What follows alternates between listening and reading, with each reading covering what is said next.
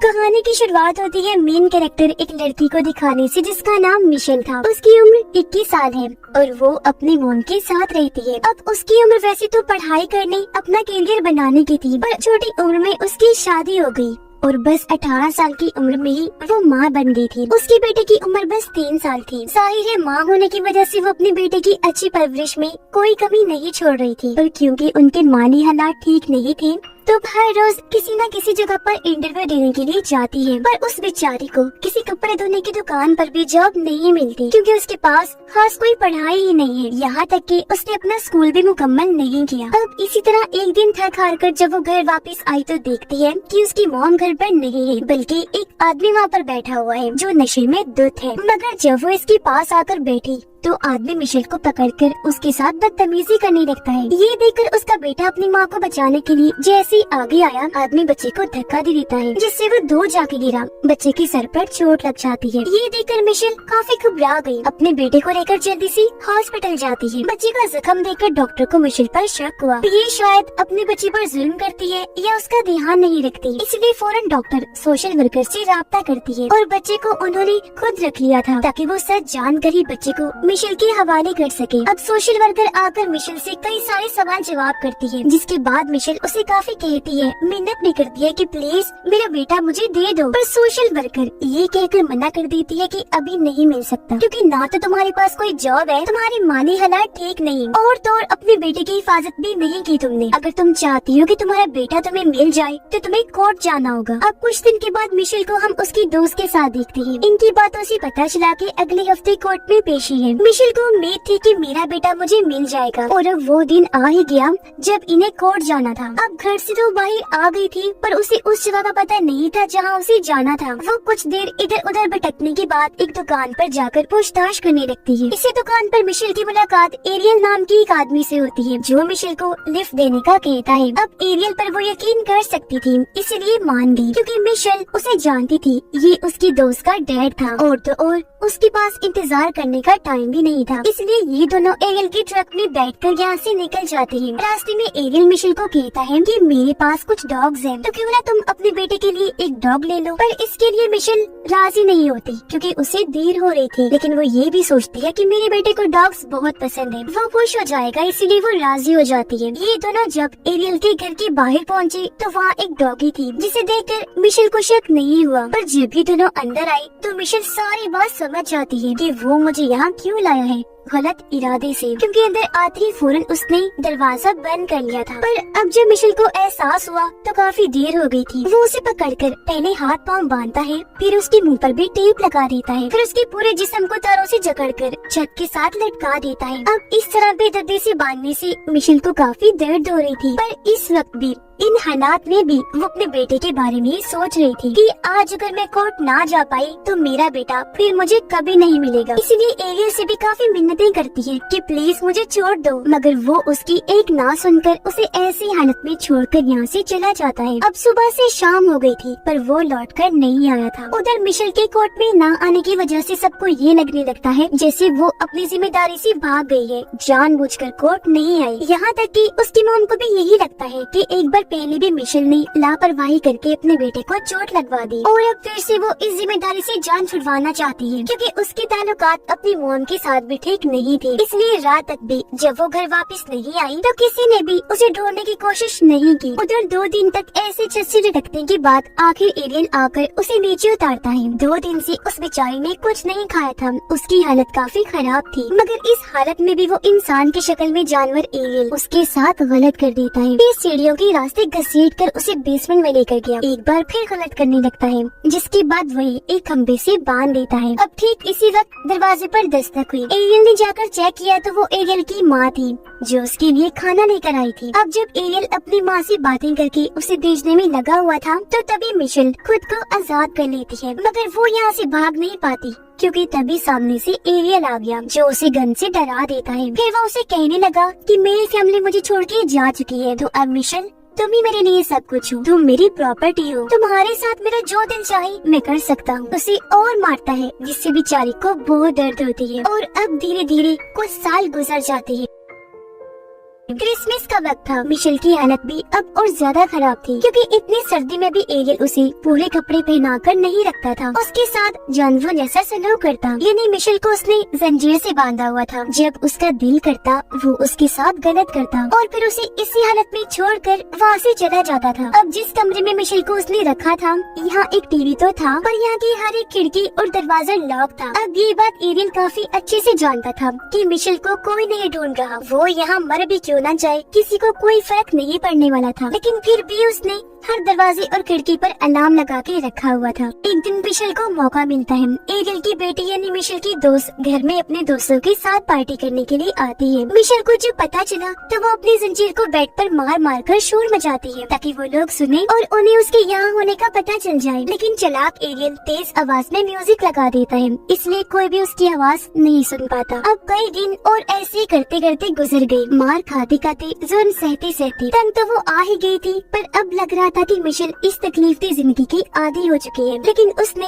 हिम्मत कभी नहीं हारी थी। अब एक दिन एरियल उसे एक डॉगी लाकर देता है, जिससे मिशेल काफी खेलती है। पर जब वो डॉगी को लेकर यहाँ से भागने की कोशिश करती है तो एरियल एक बार फिर उसे पकड़ लेता है। मिशेल को सजा देने के लिए वो डॉगी को उसकी आंखों के सामने ही मार देता है। वो फिर उसे धमकाता है कि अब अगर तुमने भागने की कोशिश की तो अगली बार डॉगी की जगह तुम होगी, तुम्हारा भी यही हशर होगा। अब एरियल इस गंदे खेल को गेम की तरह ही एंजॉय कर रहा था। वो इस कदर दरिंदा बन चुका था कि इस चीज की उसे आदत हो गई थी। इसीलिए वो फिर एक लड़की को अगवा करके लाता है। इस लड़की का नाम अमेंडा होता है। इसकी उम्र 17 साल थी और अब वो इन दोनों को जंजीर से बांधकर अलग अलग कमरे में रखता है। पर अक्सर जब दोनों को आजाद किया जाता तो मिशेल अमेंडा के पास आकर उससे बात करने की कोशिश करती थी, लेकिन ये तो बस हमेशा रोती ही रहती है। अब मिशेल टीवी पर देखती है कि पुलिस अमेंडा को ढूंढ रही है। साथ ही उसकी फैमिली, उसके दोस्त, हर कोई अपील कर रहा है कि उसे जल्द से जल्द ढूंढा जाए। उसके लिए रैलीज निकाली जा रही थी, साथ ही मोमबत्तियां जलाकर दुआ भी की जा रही थी कि वो जल्द से जल्द मिल जाए। अब ये देखकर मिशेल सोचती है कि मेरे लिए तो ऐसा कुछ भी नहीं किया गया था। अब उसे अमेंडा के लिए बुरा तो लग रहा था, लेकिन कहीं न कहीं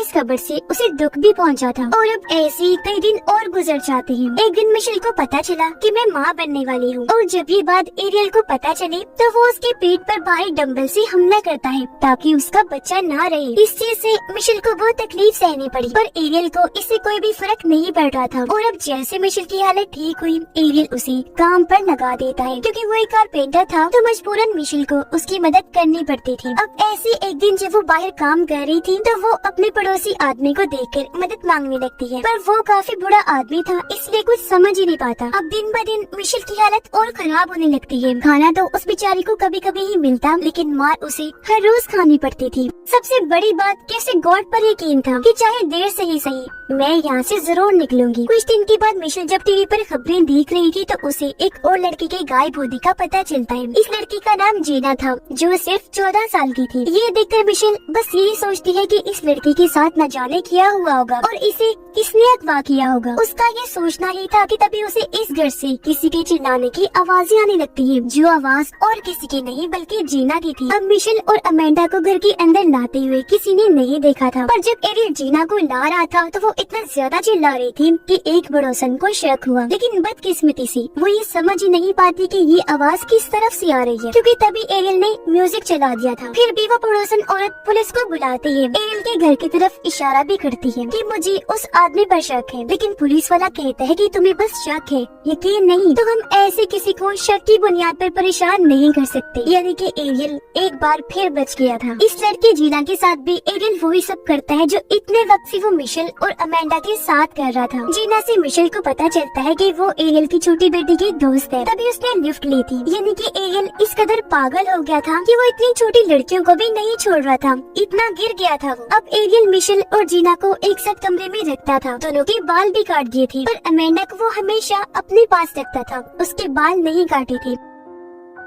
जीना के लिए भी टीवी पर खबरें चलने लगती हैं। उसकी मॉम डैड कैमरा के सामने आकर अपने बेटे के मिल जाने की दुआएं मांग रहे थे। जगह जगह लापता होने के पोस्टर्स भी लगाए गए थे और ये सब कुछ वहाँ बैठी जीना देख पा रही थी। जीना के अंदर तो बिल्कुल हिम्मत नहीं बची थी, पर बड़ी बहन की तरह मिशेल उसे हौसला देती है, संभालती है, उसका हौसला बढ़ाती, दुआ करना भी सिखाती है। अब एरियल मिशेल के सामने ही जीना के साथ गलत करता था। उसे रोककर मिशेल कहती है कि इसके साथ प्लीज गलत मत करो, बेशक मेरे साथ कर लो, पर एरियल उसे ये कहकर मना कर देता है कि तुमसे कोई प्यार नहीं करता, ना ही कोई तुम्हें ढूंढने के लिए कुछ कर रहा है, तुम्हारा कोई भी इंतजार नहीं कर रहा, तो तुम्हारे साथ गलत करने का इतना मजा नहीं आता। और अब ऐसे ही कुछ दिन और गुजर जाते हैं। एक दिन मिशेल और जीना टीवी पर देखते हैं कि अमेंडा की मॉम की मौत हो गई है। वो बेचारी अपनी बेटी के लिए ही रोते रोते मर गई। अब कुछ दिन के बाद इन्हें पता चला कि अमेंडा माँ बनने वाली है और इस बार एरियल ये बच्चा रखना चाहता था। अब जब मिशेल माँ बनने वाली थी तो उसने मार मार कर उसका बच्चा खत्म करवाया, पर अमेंडा से ये बच्चा चाहता था। ये सोचकर उन्हें काफी हैरत होने लगी कि अब क्यों उसे बच्चों से प्यार होने लगा।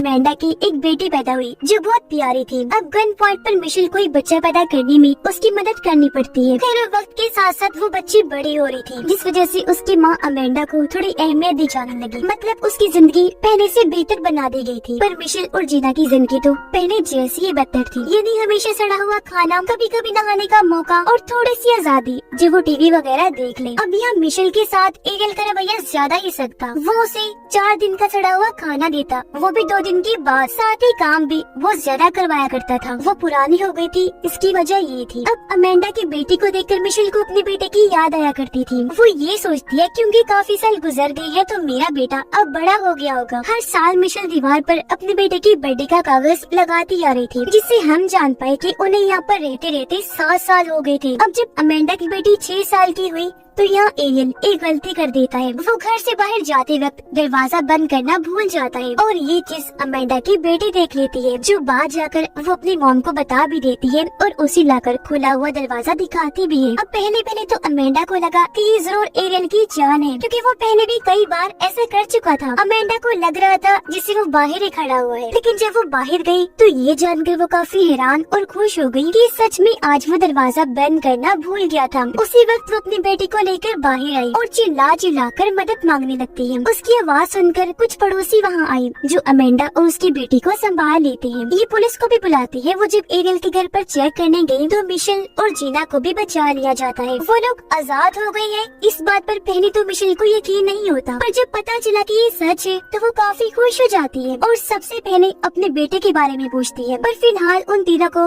हॉस्पिटल भेज दिया गया। उनकी हालत ठीक नहीं थी और वो गहरे सदमे में थी। मिशेल की हालत तो ऐसी हो गई थी कि उसे आदमियों से अब सख्त नफरत थी, यहाँ तक कि वो अपने पास मेल डॉक्टर्स और नर्स को भी बर्दाश्त नहीं कर रही थी। वो चिल्लाने लगती है। अब अमेंडा और जीना को उसकी फैमिली फौरन मिलने आ जाती है। उनका पूरा साथ दिया जाता। फैमिली काफी सपोर्ट कर रही थी, पर मिशेल को सपोर्ट तो करना दूर की बात, कोई उससे मिलने भी नहीं आता। हॉस्पिटल से बाहर आने के बाद उसे पता चला कि मेरा बेटा जब 4 साल का था तो उसने एक अच्छी फैमिली ने गोद ले लिया था और अब वो फैमिली नहीं चाहती कि बच्चे को अपनी असली माँ मिशेल के बारे में पता चले। अब गवर्नमेंट की तरफ से मिशेल को रहने के लिए घर दिया गया, सिक्योरिटी और हर सहूलत भी दी गई। वो फिर कोर्ट में जाकर अपनी जिंदगी के बारे में सब कुछ बता देती है। इंसाफ मांगते हुए कहती है कि एरियल को कड़ी से कड़ी सजा दी जाए। अब पता चला कि एरियल को 1000 साल की सजा दी गई, पर जेल में 1 महीना गुजारने के बाद ही उसने अपनी जान ले ली, क्योंकि जो उसने किया उसकी सख्त सजा उसे जेल में ही मिल रही थी, जो वो सहन नहीं कर पाया। जबकि वो तीनों